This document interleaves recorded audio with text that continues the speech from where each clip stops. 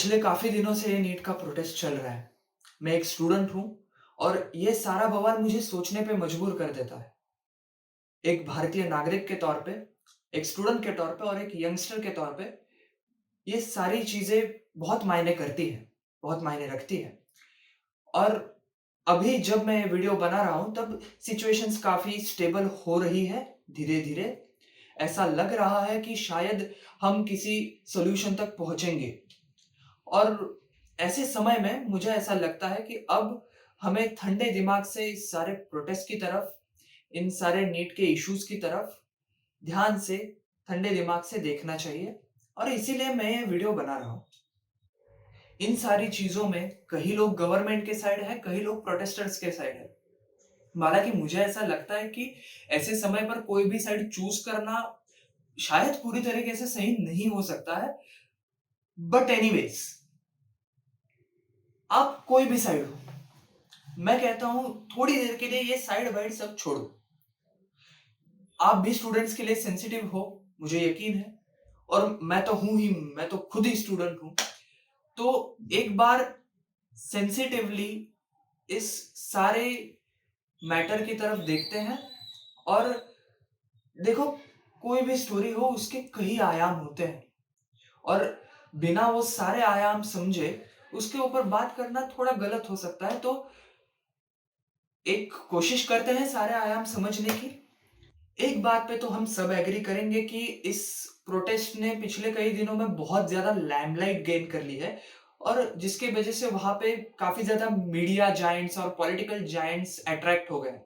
और इसी के वजह से वहाँ पे एक्चुअली क्या हो रहा है, किसके दिमाग में क्या चल रहा है, कौन किस इंटेंशन से आया है, कौन सही में वहाँ पे नीट के लिए आया है, गवर्नमेंट क्या कर रही है, ये सब हमें ठीक से समझ नहीं आ रहा और इसका वेरिफिकेशन करना बहुत ज़रूरी है। तो मैं ऐसा समझता हूँ, मुझे ये लगता है कि ऐसे समय में पेशेंस से काम लेना बहुत ज़रूरी है। हालाँकि मैं जेन ज़ी हूँ, मुझ में भी पेशेंस थोड़े से कम है, पर अभी मैं समझ रहा हूँ कि ऐसे समय में हर इंसान के पास पेशेंस होना चाहिए। तो इसीलिए मैं आपको कहना चाहता हूँ कि इससे पहले कि आप अपने कोई भी स्टांस, ओपिनियंस फॉर्म करें, एक बार सारी चीज़ों को अच्छे से देख लेते हैं। तो बात ऐसी है कि हम एक डेमोक्रेटिक नेशन है और जब कोई भी नेशन एक डेमोक्रेटिक नेशन होता है, तो वो एक सिस्टम के द्वारा रन होता है और जो सिस्टम जो चलती है, वो संविधान के बेसिस पे चलती है और खुशनसीब से हमारा जो संविधान है वो इस दुनिया का सबसे वैल्यूएबल और वेल कंस्ट्रक्टेड संविधान है। तो जब सिस्टम के बारे में कुछ भी बात करनी होगी, हमारे पास संविधान को बेस रख के बोलने के अलावा कोई चारा नहीं है। तो जब इन सारी चीज़ों पर बात करेंगे तो ऑब्वियसली पहले गवर्नमेंट को पकड़ेंगे। क्योंकि भाई तुम रिस्पॉन्सिबल हो इन सारी चीज़ों के लिए।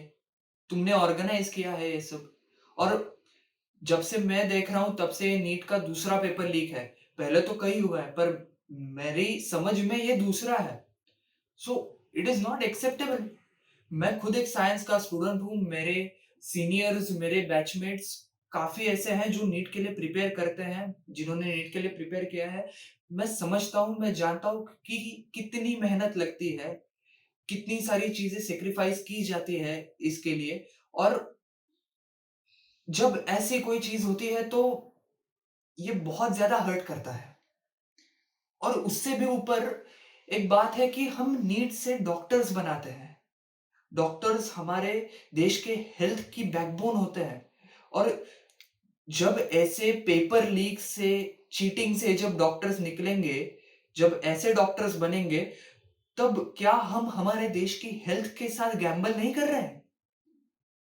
सो मैं ये मानता हूं कि गवर्नमेंट इस चीज के लिए अकाउंटेबल है और होनी भी चाहिए क्योंकि वो रिस्पॉन्सिबल है इस चीज के लिए। मैम मेरे हिसाब से सबसे बड़ी समस्या अभी के डेट में ये है, ये पूरा प्रोटेस्ट जहाँ से शुरू हुआ था कि इन्होंने कहा कि जो यूथ है उनके पास आवाज है। बहुत सही बात कही उन्होंने, क्योंकि यूथ के पास आवाज तो है, पर यूथ को ये लग रहा है कि हमें सुनने वाला कोई नहीं है। अगर गवर्नमेंट अकाउंटेबिलिटी ले भी रही है तो वो बच्चों को ये नहीं बता पा रही है बहुत ट्रांसपेरेंटली कि वो कर क्या रही है। अगर नीट पेपर लीक हुए और उसके बाद हमने जो जो एक्शंस लिए, गवर्नमेंट ने जो जो एक्शंस लिए, अगर वो सही तरीके से, सही ढंग से यूथ को बताया जाता, उन्हें समझाया जाता कि अगले हमने ये स्टेप्स लिए हैं, अगली बार ये नहीं होगा। 2027 में आपको प्रोटेस्ट नहीं करना पड़ेगा। आपको आश्वासन देते हैं कि ये आखिरी बार था। अकाउंटेबिलिटी के साथ ट्रांसपेरेंसी की बात, अगर यूथ को ये लगेगा कि हमें कोई सुनने वाला है, उसके लिए ये 3 लाख लोग रोड पे नहीं उतरने चाहिए थे। 10 लोग, 15 लोग, 20 लोग भी काफी थे बोलने के लिए, कि अगर सिर्फ उनकी आवाज भी सुन लेते तो वो सही मायने में लोकतंत्र होता, कि वो सही बात है। यही तो बात है।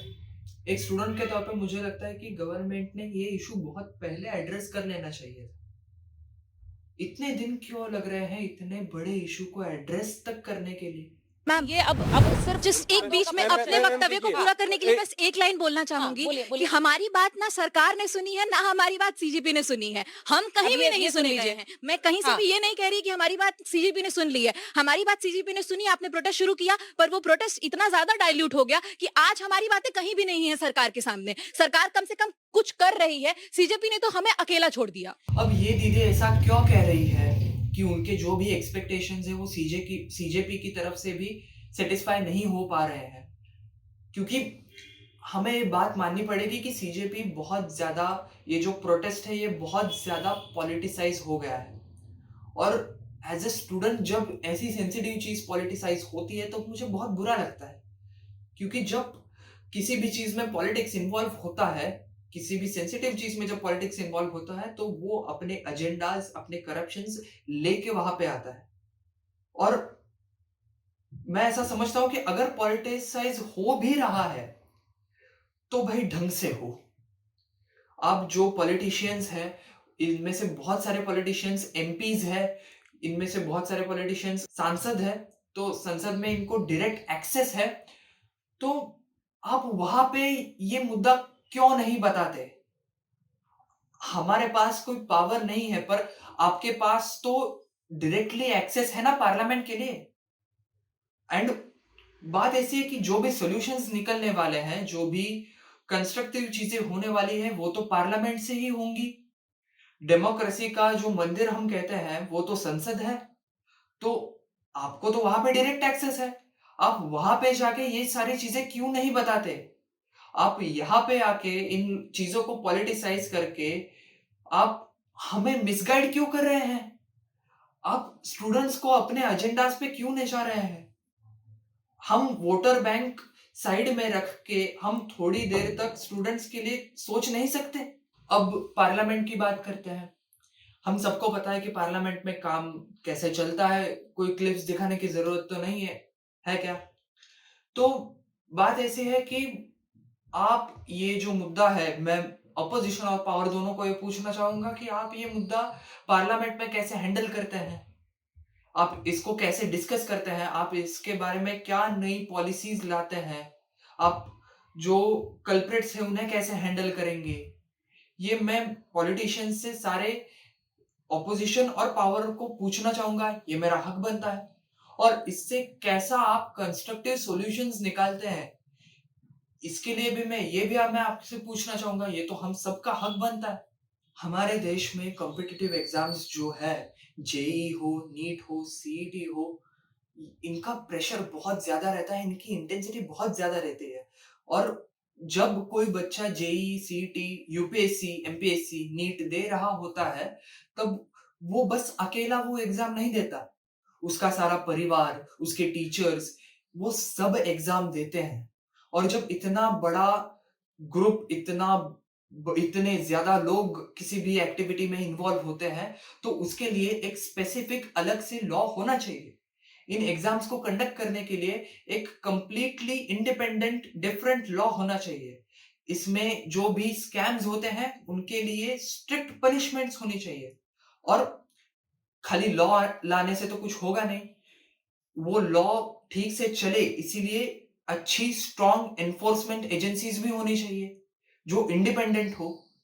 और इस सब के लिए कुछ स्पेशल कोर्ट्स होने चाहिए जो भी इंडिपेंडेंट हो और जो फास्ट पेस पर और फेयरली जस्टिसफुली इन केसेस को हैंडल करे। और जब ऐसा कुछ स्कैम जो हुआ है उसमें जब कोई केस होगी और जब वो कोर्ट में जाएगी, उस स्पेशल कोर्ट में जाएगी, और जब जो भी कल्प्रिट है उसे जब 10-12 सालों की स्ट्रिक्ट सजा होगी, तो इस सब को पॉइंट है। क्या आपको मेरी डिमांड सही लगती है? क्या आपको ऐसा लगता है कि ऐसी डिमांड से कुछ सॉल्यूशन निकल सकता है?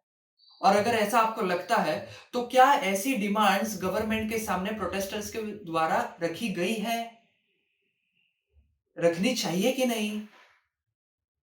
और एक स्टूडेंट के तौर पे, एक इंडियन के तौर पे, एक यंगस्टर के तौर पे ये समझना बहुत जरूरी है कि हमें सिस्टम में कंस्ट्रक्टिव बदलाव लाने हैं, हमें सॉल्यूशंस लाने हैं, हमें सिस्टम बदलनी है, गवर्नमेंट नहीं। तो अब थोड़ी अलग बात, हमने रिसेंट पास्ट में ये देखा है कि इंटरनेशनली जो जेंजीज है वो गवर्नमेंट्स को टॉपल कर रहे हैं। वो कॉन्स्टिट्यूशंस नहीं मानते, वो लॉ एंड ऑर्डर नहीं चाहते, वो एनार्की चाहते हैं। और ये हमारे आसपास ही हो रहा है। हम हमने देखा है नेपाल को, बांग्लादेश को। और हम जो यंगस्टर्स प्रोटेस्ट कर रहे हैं अभी भारत में, वो इस बैकग्राउंड पे कर रहे हैं। तो इसीलिए हमें इसके बारे में बहुत ही ज्यादा सेंसिटिव और अवेयर रहने की जरूरत है, क्योंकि हम जानते हैं कि बहुत सारे ऐसे देश है, बहुत सारे ऐसे लोग हैं जो भारत के डिसऑर्डर के लिए ना ही बस इंटरेस्टेड है, बस पर उसके लिए फंड भी करते हैं। क्या हम चाहते हैं कि हमारे भारत का नेपाल हो? अब इस सब गवर्नमेंट प्रोटेस्ट, इस सब के बाद, इस सब के बियॉन्ड, हमें हमारा देश हमारे यूथ के लिए कैसा दिखता है, कैसा होना चाहिए, इसके ऊपर जब मैं सोच रहा था, तब मुझे द ग्रेट सचिन तेंदुलकर की एक पोस्ट दिखी। मैं उसी पोस्ट के साथ अपनी बात पूरी करना चाहूंगा। We must create a culture where hard work is rewarded, honesty is encouraged, and merit wins. I am certain we will find solutions that strengthen our children's future and safeguard their aspirations. Jai Hind.